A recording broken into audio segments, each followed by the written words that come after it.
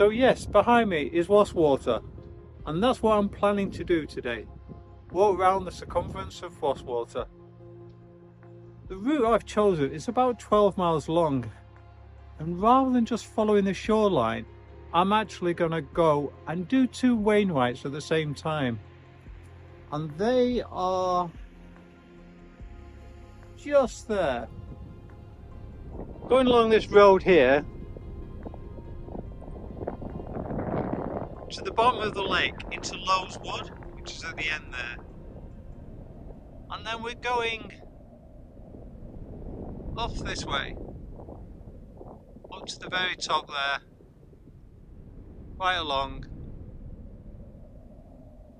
down to what's called Wasdale Head. And then we can't escape the fact we have to walk back via the road. But it's quite a nice road, and you can see from standing here you're going to have some quite nice views. And like I say, chances are you'll park just where those white vans are now, if you can. And that will bring us back to this shelter here. So to begin with, you can see we're walking up the road. But I just thought I'd show you this particular part of the Scree. I think I have decided to avoid that. Walk across the actual tops. As you can see from the autumn colours and the naked tree with no leaves, it's usually the best time to come if you're going to do this walk, because as you just saw from the traffic coming past, there's not a lot of room, but you want to be here where there's less traffic rather than coming in the middle of summer. In fact, I would not advise going down this road at that time of the year.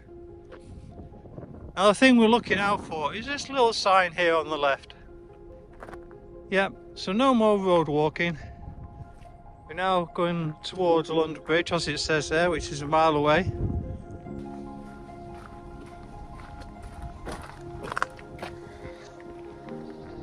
It's quite spooky down there, but it's not.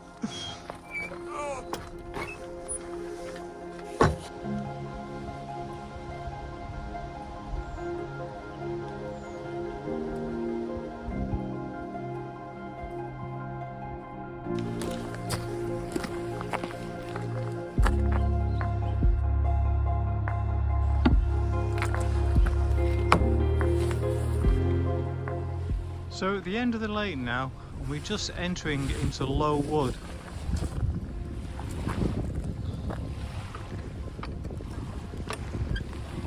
I can open the gate.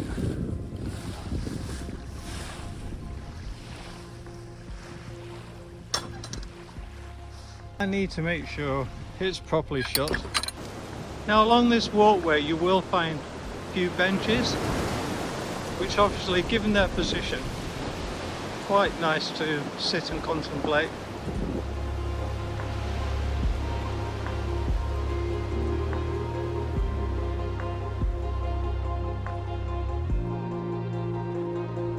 That's the view from this particular bench.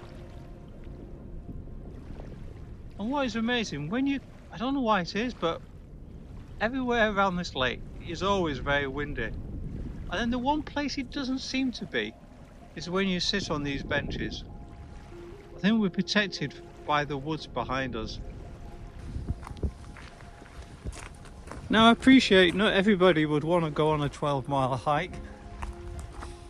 So the thing is, if you do come and park where I suggested, you can actually just go for a walk along the edge here. And in fact, this path kind of goes all around, so you can do it like a circuit and come back on yourself. And as I said, quite often it's quite sheltered here from the wind normally. So you will see here the boathouse. So you can see in the distance roughly where we're going to go up. Yeah, we're going to go that way.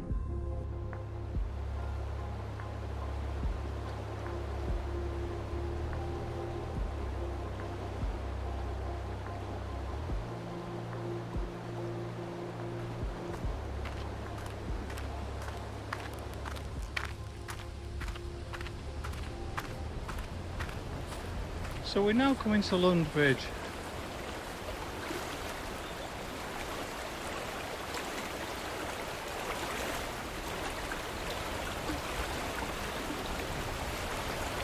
And this bridge, I mean, it looks pretty old to me.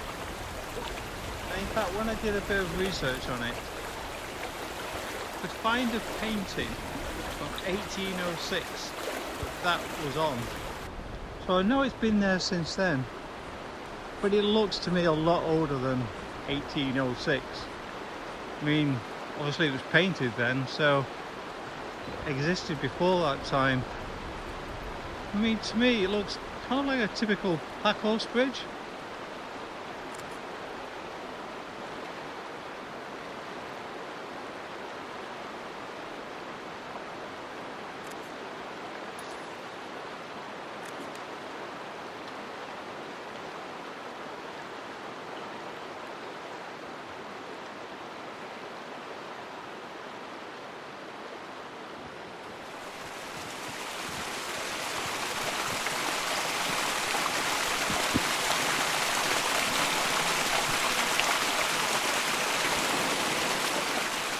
Left for the low road to go for the bottom of the Screes, or if I fancy the top road, the high road, I'm turning right. And then there's a footpath that cuts across, and it's kind of steep going up this way. Well, I think it's better to go up the steep path and come down it. So we'll be at Wasdale Head when we're on our way down. This is a bit gentler. Right, we need to find this gate to get up on there, fellas there. Here we go, said gate.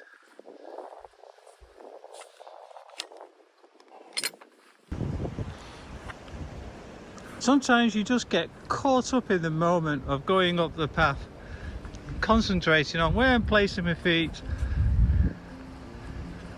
But then you've got to remember, it's worth stopping and just glancing back and glancing up.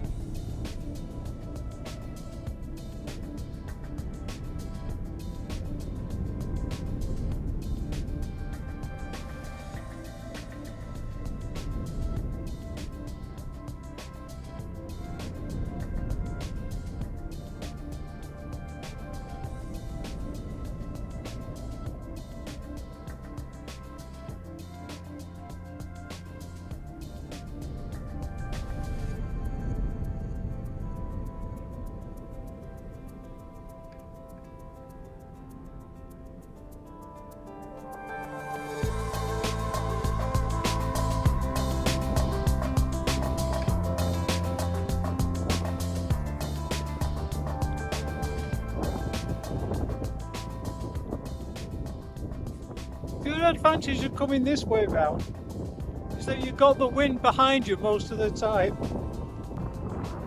Right, I'm definitely going to have to put you away now, because I can feel the wind picking up as we gain height. See you at the top, guys. Not that you can see much now. Well, I've got close enough that you can see Illgill Head, which is one of the Wainwrights up here. We did pass the other one, but I forgot to point it out. Sorry guys. But yeah, Whin Rigg, the other one, is right over there. In fact, we would have passed it fairly early on. Right, so this is kind of the highest point. So now I'm just going to be gradually heading downhill to Wasdale Head. I don't know why, but this particular sheep, they've been particularly friendly. Yes, you have, haven't you?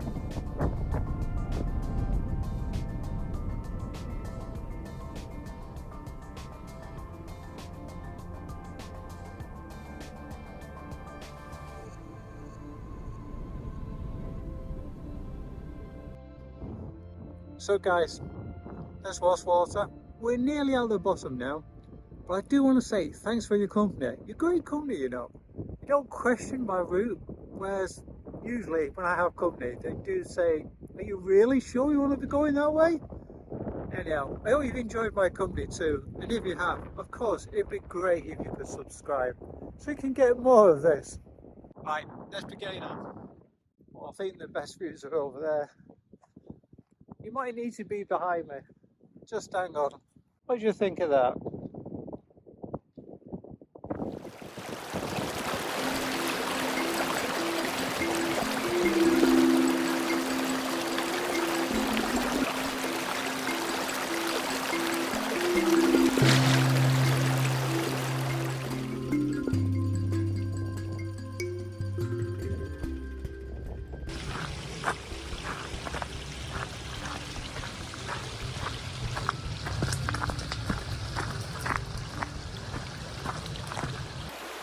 So we've completed one side of the lake.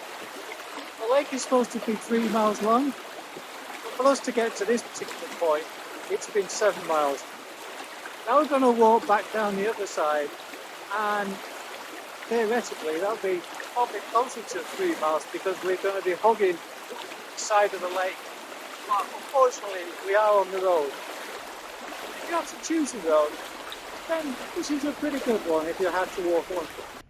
As you can see, car park here, National Trust car parks, and also there's a campsite, National Trust campsite here as well. But like I said, the only problem with parking here, if you're going to walk around the lake, is the fact that you would then be doing the full 3 miles off the lake in one go on the road. Whereas if you park halfway down the road, it means you kind of break it in half. So one half when you walk to go round, and then obviously when you come back, you've only got another half to do as well.